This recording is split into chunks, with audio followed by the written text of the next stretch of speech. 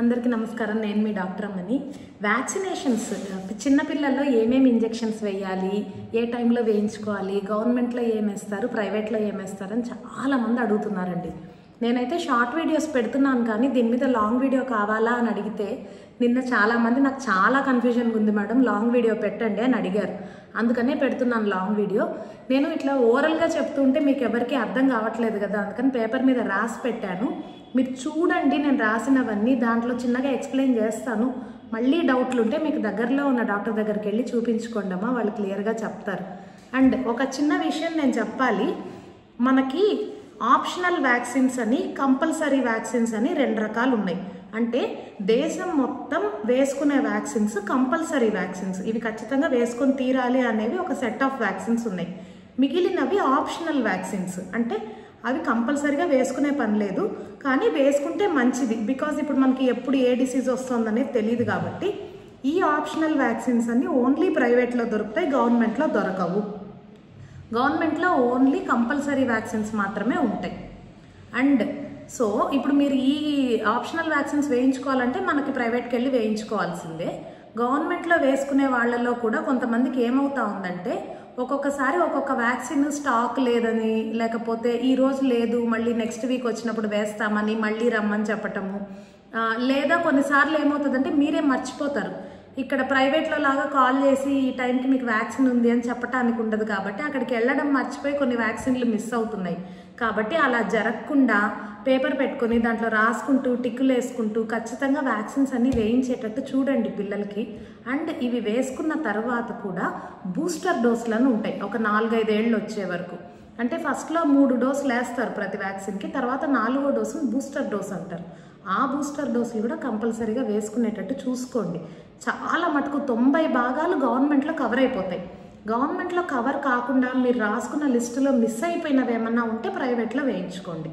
లేదండి మేము అఫోర్డ్ చేసుకోగలము, డబ్బు పెట్టుకోగలము అనుకున్న వాళ్ళు కంప్లీట్ షెడ్యూల్ అంతా ప్రైవేట్లో వేయించుకున్నా బాగానే ఉంటుంది. మీ ఇష్టం అమ్మ, ఎట్లయినా సరే బిడ్డ బాగుండాలి, బిడ్డకు అన్ని వ్యాక్సిన్స్ అందాలి. సరే, ఇంకొకటి, వ్యాక్సిన్ వేసుకుంటే సమస్యలు వస్తున్నాయండి చాలామంది చెప్తున్నారు అనేసి అంటారు. ఏదన్నా వేసుకోవడం వల్ల సైడ్ ఎఫెక్ట్స్ ఉంటాయా, అదా ఇదా అని చాలా అడుగుతారు కదా. నేను ఒక మాట చెప్తా వినండి. మనది గ్లోబలైజ్ అయింది ప్రపంచం అంతా. అంటే అవుట్ కంట్రీ వాళ్ళు, యుఎస్, యూకే, అక్కడి నుంచి తర్వాత మనకి ఇండియాలోకి వచ్చి మన వాళ్ళు అటెళ్ళి ఇట్లా అంతా కలిసింది కదా. సో మనకి వాళ్ళ కల్చర్ మనకు అలవాటు అవ్వడం, మన కల్చర్ వాళ్ళకి అలవాటు అవ్వడం జరిగినప్పటి నుంచి ఏమైందంటే, నాన్ వ్యాక్సర్స్ అని ఒక కమ్యూనిటీ ఉంటుందండి. అంటే వాళ్ళు వ్యాక్సిన్సే బిలీవ్ చేయరు. ఇది కంప్లీట్ తప్పు, అసలు వ్యాక్సిన్ వేయకూడదు, పిల్లలు ఎలా ఉన్నారో అలానే పెరగాలని వాళ్ళ వాదన. అది వాళ్ళ ఉద్దేశంలో వాళ్ళు ఏమన్నా చెప్పుకొనివ్వండి, ఏమన్నా చేయనివ్వండి. వాళ్ళందరూ కాకపోతే మీరు చూసుకుంటే ఆ వాదన అంతా బయట కంట్రీస్ నుంచి, వాళ్ళ నుంచే వస్తుంది, డెవలప్డ్ నేషన్స్ నుంచి.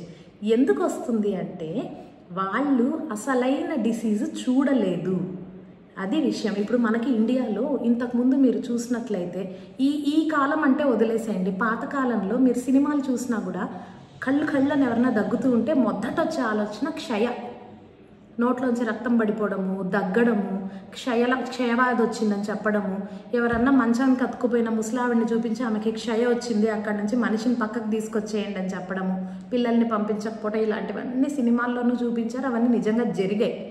ఇప్పుడు ఎక్కడన్నా మీరు క్షయవ్యాధి చూస్తున్నారా? లేదే. ఎందుకు? వ్యాక్సిన్స్ అండి. పుట్టగానే ఈ జబ్బకేస్తున్నారు కదా, బీసీజీ వ్యాక్సిన్. అందువల్లనే క్షయవ్యాధి లేకుండా పోయింది. చాలా రేరుగా ఎక్కడో ఒక్క చోట ఓపెన్ టీబీ కేసు కనపడతా ఉంది, కానీ ఇంకెక్కడ కనిపించట్లేదు కదా. అట్లనే ఈ చాలా డిసీజెస్, ఇప్పుడు పోలియో ఉంది, పోలియో వ్యాక్సిన్స్ వేసుకుంటున్నాం కదా మనం.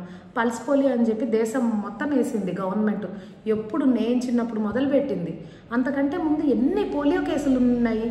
రోడ్ మీద అంతా మనం చూస్తే 4 చక్రాల సైకిళ్ళు, 3 చక్రాల సైకిళ్ళు పెట్టుకొని చూస్తానే ఉండేవాళ్ళం కదా. నా వయసున్న వాళ్ళందరికీ తెలుస్తుంది ఎంతమంది పోలియో కాళ్లతో ఉండేవాళ్ళని.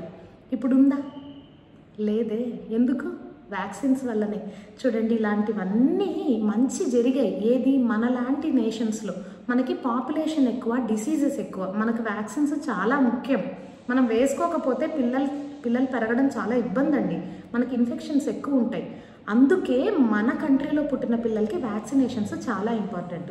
ఈ బయట దేశాల వాళ్ళకి ఎట్లుంటుందంటే వ్యాక్సిన్ అనేది అనవసరంగా వేస్తున్నారు, మాకెవ్వరికి ఈ జబ్బులు లేవు కదా, ఎందుకు వేస్తున్నారు, ఇవి వేసుకోవడం వల్ల జబ్బులు వస్తాయి, అది ఇది అని ఏదేదో మాట్లాడతారు. బట్ వాళ్ళ సైడ్ నుంచి వాళ్ళు చేసుకున్న రీసెర్చ్ వాళ్ళ వరకే పరిమితం, వాళ్ళకే కరెక్ట్. ఎందుకంటే వాళ్ళు ఎవ్వరూ ఇట్లాంటి డిసీజెస్ని అనుభవించిన వాళ్ళు కాదండి, వాళ్ళ వైపు లేవు. ఇప్పుడు ఇవే డిసీజెస్, ఇదే పోలియో వ్యాక్సిన్స్ ఆఫ్రికన్ కంట్రీస్లో చూడండి ఖచ్చితంగా వేసుకుంటారు. ఎందుకంటే వాళ్ళ పరిస్థితులు మన పరిస్థితులు ఒకలాగే ఉండేవి ఇంతకుముందు. ఇప్పుడంటే ఇండియా బాగా డెవలప్ అవుతుంది కాబట్టి మనకు కొంచెం అవగాహన పెరిగి, పిల్లల మీద శ్రద్ధ పెరిగి మనం చక్కగా చూసుకుంటున్నాం, ఇదంతా జరుగుతోంది. కానీ ఇంతకుముందు కొంచెం డిసీజెస్ ఎక్కువ ప్రబలేవండి మన దగ్గర కూడా, ఈ మధ్యనే తగ్గింది. సో గుర్తు పెట్టుకొని వ్యాక్సిన్స్ వేయించటం మాత్రం మానకండమ్మా. ఇప్పటికి కూడా ఇప్పుడు నేను ఈ మాట చెప్పిన తర్వాత కూడా నాకు తెలుసు కింద కామెంట్ సెక్షన్లో కనీసం ఒక 50 మందో ఎంతమందో కామెంట్లు పెడతారు వ్యాక్సిన్ తప్పని, ఆ స్టడీ చూసాం, ఈ స్టడీ చూసాం, దీనివల్ల అయింది దానివల్ల అయిందని. నేను చెప్తున్నాను, ఒక్కసారి వ్యాక్సిన్స్ వద్దు అనుకోవడానికి ముందు ఆ జబ్బు బారిన పడ్డ ఒక ఇంటికి వెళ్ళి వాళ్ళతో మాట్లాడేసిరండి అమ్మ. ఈ రీసెర్చ్లు ఇవన్నీ పక్కన పెట్టండి, నిజాలు చూడండి కళ్ళు తెరిచి, అప్పుడే తెలుస్తుంది మీకు. నేను మొన్న ఈ మధ్య వీడియో పెట్టినప్పుడు కూడా సర్వైకల్ క్యాన్సర్ వ్యాక్సిన్ గురించి, ఇది వేసుకుంటే పిల్లలు పుట్టరంట, ఇది వేసుకుంటే ఇది అవుతుందంట, అది అవుతుందంట అని చాలామంది అన్నారు. అండ్ వేరే వేరే పేజెస్ని ట్యాగ్ చేయడము నా పేజ్ కింద ఇవన్నీ చేశారు. నేను అడుగుతున్నానండి వీళ్ళనందరినీ, ఒక్కసారి హైదరాబాద్లో బసవతారకం అని క్యాన్సర్ ఆసుపత్రి ఉంటుంది, అక్కడికి వెళ్ళి, లేకపోతే చెన్నైలో ఉన్న మన అడయార్ క్యాన్సర్ ఇన్స్టిట్యూట్కి కానీ, లేకపోతే బెంగళూరులో కూడా కిద్వాయి అని ఒక క్యాన్సర్ ఇన్స్టిట్యూట్ ఉంది, పెద్దవి. ఇవి సౌత్ ఇండియాలోనే బిగ్గెస్ట్ క్యాన్సర్ ఇన్స్టిట్యూట్స్ ఇప్పుడు నేను చెప్పినవి. అవి కాక ఈ తిరుపతి చుట్టుపక్కల ఉన్న వాళ్ళు ఎవరన్నా ఉంటే స్విమ్స్, ఇక్కడ ఉన్న cancer institute, Tata cancer institute, వీటిలోకి వెళ్ళి ఒక్కసారి సర్వైకల్ క్యాన్సర్ బారిన పడిన వాళ్ళని జస్ట్ చూసి 10 నిమిషాలు మాట్లాడి బయటకు వచ్చి ఆ తర్వాత మీరు వ్యాక్సిన్ వేయించుకోవాలా లేదా అనేది డిసైడ్ చేసుకోండి అమ్మా. నిజం చెప్తున్నాను, నేను మామూలుగా కమర్షియల్గా మాట్లాడే మనిషినే కాదు, మీ అందరికీ తెలిసిందే. నేను చాలా లో స్టాండర్డ్స్ మెయింటైన్ చేస్తాను, ఫీజు తక్కువ, నాకు పెద్ద ఓపి కూడా ఉండదు. నేను చాలా తక్కువ ఫీజు తీసుకుంటాను, ఎక్కువ చెయ్యను. రోజుకు 10-12 మందిని చూస్తే నాకు చాలా అనుకుని నేను ఇంటికి వెళ్ళిపోయే రకాన్ని. అట్లాంటి నేను వ్యాక్సిన్స్ మీద ఇంత శ్రద్ధ పెట్టి మీరు వేసుకోవాలని ఎందుకు చెప్తున్నానంటే మంచి కోసం, తర్వాత పుట్టే పిల్లలు మంచి కోసమే చెప్తున్నాను. నేను ఇంత కంఠశోష పెట్టుకుని మీ అందరికీ చెప్పడం వల్ల నాకేం లాభం లేదు కదా. సో నేను ఎందుకు చెప్తున్నానో అర్థం చేసుకోండి, పిల్లలకి వ్యాక్సిన్స్ వేయించండి అమ్మ, ప్రతి వ్యాక్సిన్ మంచిదే, మీరు కొంచెం ఆలోచించుకోండి, సరేనా? ఇప్పుడు వ్యాక్సినేషన్ షెడ్యూల్ చూద్దాం. ఇది స్క్రీన్ షాట్ తీసి పెట్టుకోండి, నాకు వీడియో తీసే వాళ్ళు ఎవరు లేకపోవడం వల్ల ట్రైపాడ్ని నేనే పట్టుకొని తీస్తున్నాను వీడియో. సో కొంచెం క్వాలిటీ బాగలేకపోయినా సర్దుకోండి అమ్మ. ఇది చూడండి, అట్ బర్త్ అంటే పుట్టిన వెంటనే, హాస్పిటల్ నుంచి బేబీ ఇంటికి రావడానికి ముందే పుట్టిన వెంటనే వేసుకోవాల్సిన వ్యాక్సిన్లు BCG, hepatitis B, oral polio vaccine, ఈ 3 వేసుకోవాలి. దీని తర్వాత 6 వారాల బిడ్డకు వేయించాల్సిన vaccines DTP, HIV, IPV, hepatitis B, PCV, rotavirus, ఇవన్నీ 6 వారాల పిల్లలకి. 10 వారాల పిల్లలకి సేమ్ ఇవే వ్యాక్సిన్స్ మళ్ళీ రిపీట్ అవుతాయి, 2వ డోస్. ఇది అయిపోయాక 14 వారాలు, ఈ 14 వారాల పిల్లల్లో హెపటైటిస్ B, IPV, తర్వాత HIV, PCV, రోటా వైరస్ ఇవి వస్తాయి. ఇవి వచ్చిన తర్వాత నెక్స్ట్ 6 నెలల పిల్లలు, ఈ 6 నెలల పిల్లల్లో వచ్చేవి TCV, ఇన్ఫ్లుయెన్జా, ఇవి 2. ఇవి కాక 7 మంత్స్లో ఇన్ఫ్లుయెన్జా మళ్ళీ ఇంకో డోస్ పడుతుంది. మళ్ళీ 9 నెలలు, ఈ 9 నెలల్లో వచ్చేది MMR వ్యాక్సిన్. MMR అంటే mumps, measles, rubella vaccine, MCV 1. ఇవి కాక 12 నెలల్లో మళ్ళీ హెపటైటిస్ A, MCV రిపీట్.